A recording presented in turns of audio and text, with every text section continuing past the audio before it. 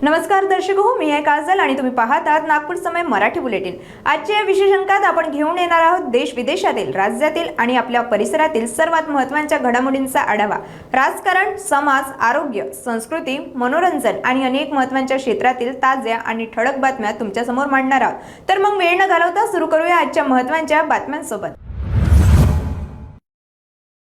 नागपूरमध्ये आध्यात्मिक वातावरणात श्री संत सद्गुरू स्वरूपनाथ बाबा यांचे परमशिष्य श्री निरंजना बाबा यांच्या मार्गदर्शनाखाली श्रीमद भागवत गीता सोहम कथासार या विषयावर विशेष प्रवचन आयोजित करण्यात आला। या प्रवचनात कर्मयोग आणि संन्यास योगाच्या माध्यमातून भक्ती, अनासक्ती आणि गुरुसमर्पण याचा संदेश दिला गेला।